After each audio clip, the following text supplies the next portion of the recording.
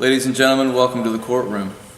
Courtroom's a lot of places, one of those places where people don't really want to go unless they have to, and people like to watch court TV and Judge Waffner and all those sort of things, but courtroom's a pretty serious place. I've seen judges hand down orders and seen people devastated by them, seen people go to prison, been on a jury. So courtroom's a pretty scary place to be sometimes, but a lot of people don't understand that this courtroom represents everyday spiritual life in all of us. In the New Testament, there's 4 words that are used for the topic of salvation. One of those is propitiation. That word comes from the temple, sacrifice, slaughter, the lambs that were slain. The other word is redemption, like when you go to Walmart and pay $5 and get something in return that's valued at that price. The other word is reconciliation, and that word comes from the home and family.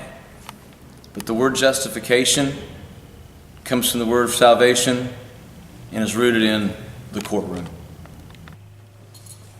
The prosecuting attorney.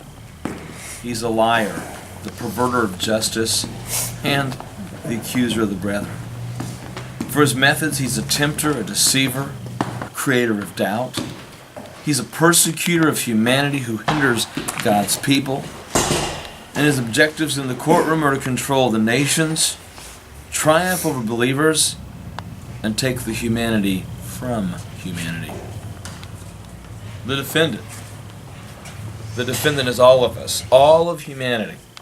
And the crime, his crime, your crime, my crime, is sin. For all have sinned and fallen short of the glory of God. The defense attorney. This defense attorney is uniquely prepared for this very case. He's made sacrifices on behalf of the defendant. His blood, his death, his resurrection, and his substitution for sinners.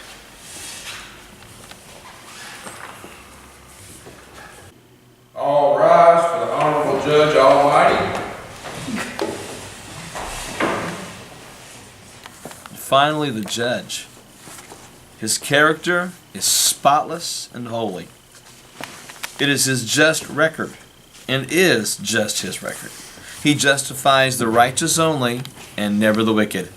His standard is unwavering, because his character never changes. He is always right, and never wrong. Call this court to order.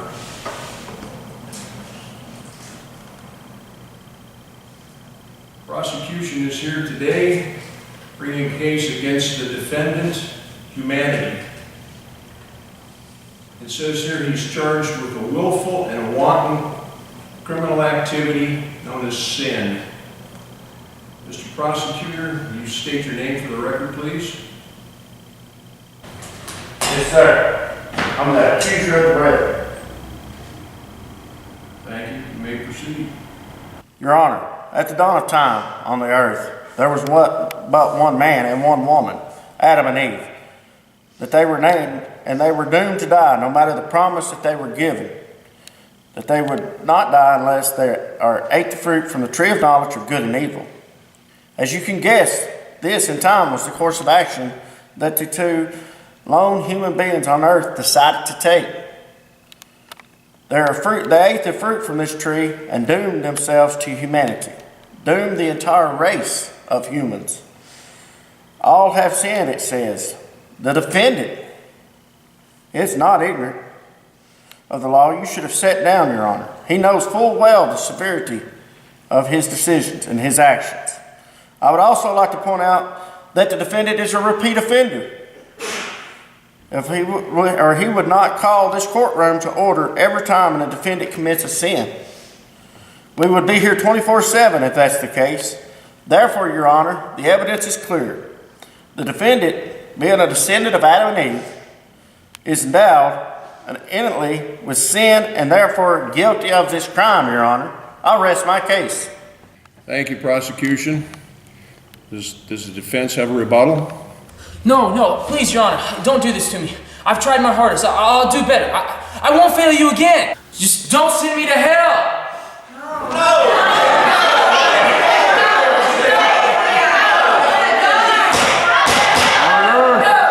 You will have order in this courtroom.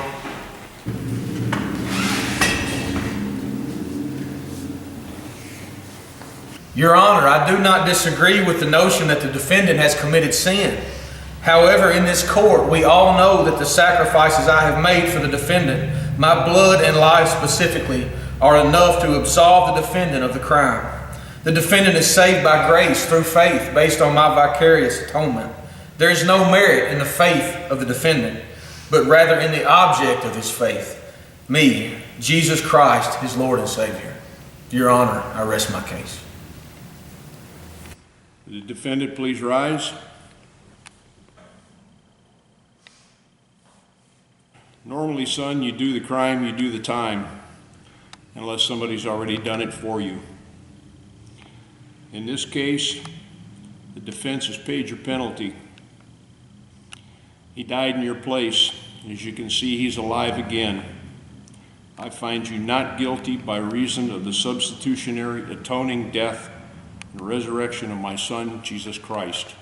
What? You are ignoring the crime and the sentence is unjust. This is my courtroom, and my decision stands. The defendant will be remanded to the custody of the advocate, the Holy Spirit.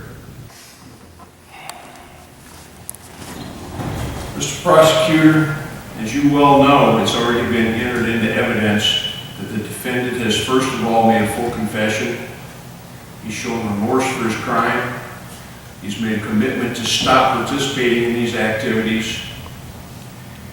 The defendant is to stay in constant contact with the advocate. The advocate is here to help him, advise him, and guide him. That's his job. This is the law. You will get a copy of this. You'll read it. You'll study it. It tells you what's wrong. It also tells you what's right, and it tells you how to do it. You have a clean slate. You are not to try and live without the counsel of the law or the advocate. The court is adjourned. What?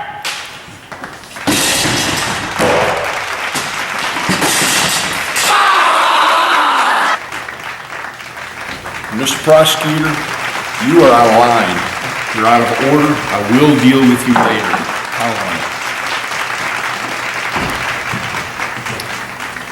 So there you have it, humanity.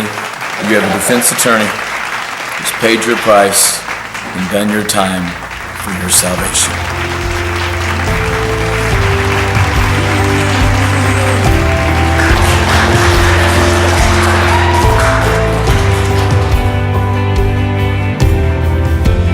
Judging